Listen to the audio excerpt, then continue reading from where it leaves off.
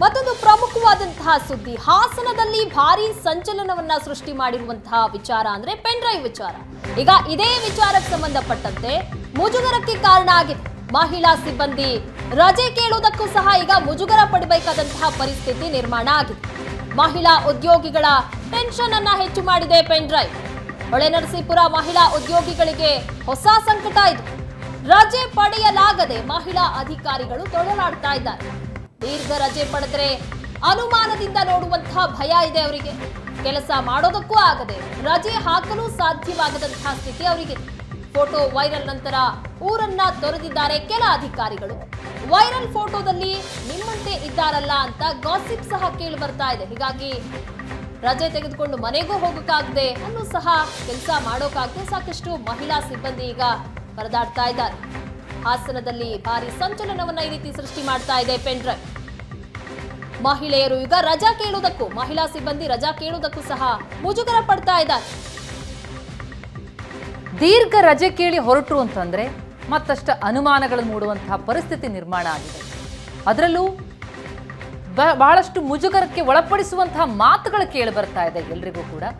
ಅದು ಈಗ ಹೊಳೆನರಸೀಪುರದಲ್ಲಿ ಮಹಿಳಾ ಉದ್ಯೋಗಿಗಳಿಗೆ ಭಾರಿ ಕಗ್ಗಂಟಾಗಿದೆ. ಎಸ್, ಈ ಬಗ್ಗೆ ಡೀಟೇಲ್ಸ್ ಕೊಡ್ತಾರೆ ನಮ್ಮ ಹಾಸನ ಪ್ರತಿನಿಧಿ ಹರೀಶ್ ಈಗ ಸಂಪರ್ಕದಲ್ಲಿದ್ದಾರೆ.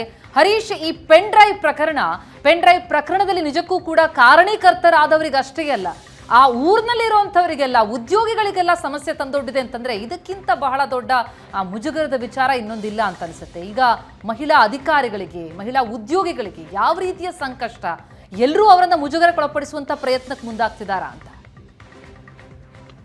ಪ್ರತಿಮಾ, ನಿಜಕ್ಕೂ ಹಾಸನ ಜಿಲ್ಲೆಯಲ್ಲಿ ಪೆನ್ ಡ್ರೈವ್ ಪ್ರಕರಣ ಸಾಕಷ್ಟು ಒಂದು ರೀತಿಯ ಮುಜುಗರವನ್ನ ಮಹಿಳೆಯರಿಗೆ ಉಂಟು ಮಾಡಿದೆ. ಅದರಲ್ಲೂ ಮಹಿಳಾ ಉದ್ಯೋಗಿಗಳಿಗೆ ಪೆನ್ ಡ್ರೈವ್ ನಿಂದಾಗಿ ಸಾಕಷ್ಟು ಮುಜುಗರವನ್ನ ಒಳಪಡ್ತಾ ಇದ್ದಾರೆ. ಅದರಲ್ಲೂ ಹೊಳೆನರಸೀಪುರ ತಾಲೂಕಿನ ಸರ್ಕಾರಿ ಉದ್ಯೋಗಿಗಳು ಈ ಒಂದು ಸಂಕಷ್ಟವನ್ನ ಎದುರಿಸುವ ಸ್ಥಿತಿ ಇದೆ.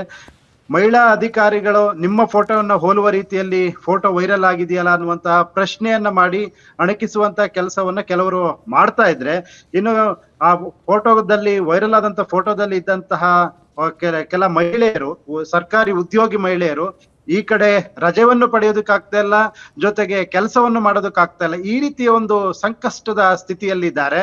ಕೆಲಸಕ್ಕೆ ಹೋದ್ರೆ ಅಲ್ಲಿ ಹಿರಿಯ ಅಧಿಕಾರಿಗಳಿರ್ಬೋದು, ಸಹೋದ್ಯೋಗಿಗಳಿರ್ಬೋದು, ನಿಮ್ಮ ಫೋಟೋ ವೈರಲ್ ಆಗಿತ್ತು, ಇದು ಈ ಬಸ್ ಸ್ಟ್ಯಾಂಡ್ ಅಲ್ಲಿ ಚರ್ಚೆ ಆಗ್ತಾ ಇತ್ತು, ಬೇರೆ ಬೇರೆ ಭಾಗದಲ್ಲಿ ಚರ್ಚೆ ಆಗ್ತಾ ಇತ್ತು, ಈ ರೀತಿಯ ಅಣಕಿಸುವ ಕೆಲಸವನ್ನ ಮಾಡಿದ್ರೆ, ಇನ್ನು ಹಿರಿಯ ಸಹೋದ್ಯೋಗಿಗಳು ಸಹ ಕಾಲ್ ಮಾಡಿ ನಿಮ್ಮನ್ನೇ ಹೋಲುವಂತಹ ಫೋಟೋ ವೈರಲ್ ಆಗಿದೆಯಲ್ಲ ಅನ್ನುವಂತಹ ಚರ್ಚೆಯನ್ನ ಮಾಡ್ತಾ ಇದ್ದಾರೆ. ಹೀಗಾಗಿ ಸಾಕಷ್ಟು ಮುಜುಗರಕ್ಕೆ ಒಳಗಾಗಿದ್ದಾರೆ. ಇನ್ನು ದೀರ್ಘಕಾಲೀನ ರಜೆಯನ್ನ ಪಡೆದ್ರೆ ಆ ಮಹಿಳಾ ಉದ್ಯೋಗಿಯ ಫೋಟೋ ವೈರಲ್ ಆಗಿರ್ಬೇಕು, ಈ ಕಾರಣಕ್ಕಾಗಿ ರಜೆಯನ್ನ ಪಡೆದು ತೆರಳಿದ್ದಾರೆ ಅನ್ನುವಂತಹ ಅನುಮಾನಕ್ಕೆ ಎಡೆ ಮಾಡಿಕೊಡ್ತಾ ಇದೆ. ಹೀಗಾಗಿ ಒಟ್ಟಾರೆಯಾಗಿ ಸಂಕಷ್ಟವನ್ನ ಸರ್ಕಾರಿ ಉದ್ಯೋಗಿಗಳು ಅನುಭವಿಸ್ತಾ ಇದ್ದಾರೆ.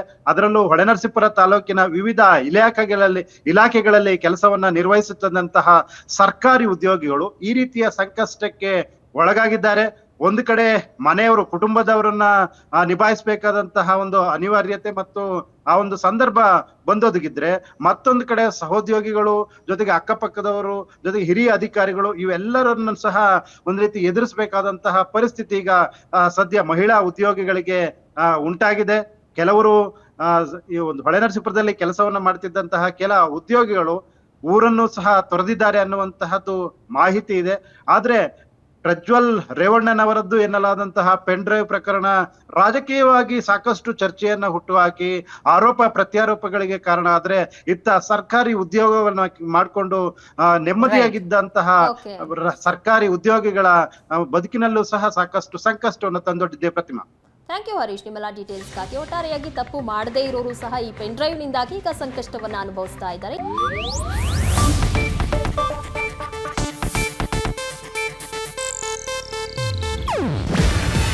ಇದು ಏಷ್ಯಾನೆಟ್ ನ್ಯೂಸ್ ನೆಟ್ವರ್ಕ್ ಪ್ರಸ್ತುತಿ. ನೀವು ನೋಡ್ತಿದ್ದೀರಾ ಏಷ್ಯಾನೆಟ್ ಸುವರ್ಣ ನ್ಯೂಸ್.